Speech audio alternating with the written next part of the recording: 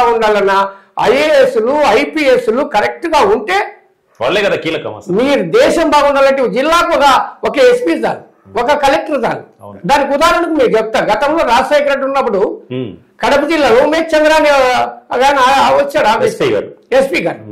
ఆయన కంట్రోల్తో రాజకీయాలు ఎంతమందిని కోట్లు పెట్టినా కూడా కందులతో కూడా గాలే. ఆయన ఊరికే ఆయన తిరిగితే కూడా ఆ ప్రాంత రౌడీలందరూ కూడా ఆ జిల్లాను వదిలి ఇతర రాష్ట్రాలకు పారిపోయినటువంటి రోజులు ఉన్నాయి.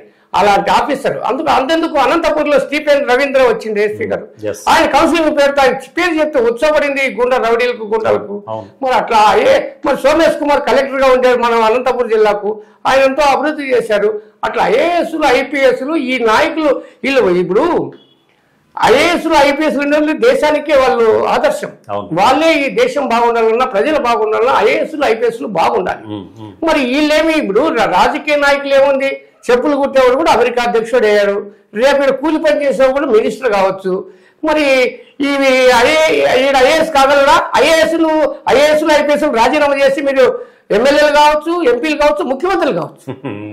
మరి వీళ్ళు ఈ మినిస్టర్లు ఈ ముఖ్యమంత్రి అవుతారా, ఐఏఎస్ అయిపోతారా? కాబట్టి ఐఏఎస్ ఐపీఎస్లకు గత ప్రభుత్వంలో మాదిరి గుమస్తాలు పనిచేయకుండా ఈ ప్రభుత్వంలో ఖచ్చితంగా మీరు ఒకవేళ ఈ ప్రభుత్వం తప్పు చేసినా మేము తప్పు చేయొద్దండి.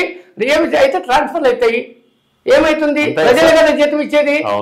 ఏం వాళ్ళ దగ్గర గుమస్తా పని చేసి వాళ్ళ కొమ్ము కాసి వేల కోట్లు దోసేసి ఆ కేసులు ఇరుక్కొని ఆ నెత్తులు కూడి తిని అది నిజంగా మీకు ఐఏఎస్ ఐపీఎస్ దండం పెట్టి చెప్తున్నా సార్, మీరు దేశం బాగుండాలి, రాష్ట్రం బాగుండాలంటే మీరేది ఆదర్శంగా నిలబడండి. కుల మతాలకు ప్రాధాన్యం ఇద్దండి. కులం లేదు, మతం లేదు, ఇవన్నీ మనం పెట్టుకునే కులాలు.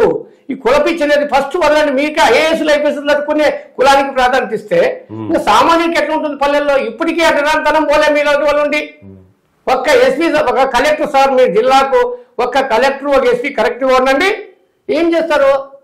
వాళ్ళు ఏమి చేయలేరు. మీరే తప్పు చేయించినది మీరే.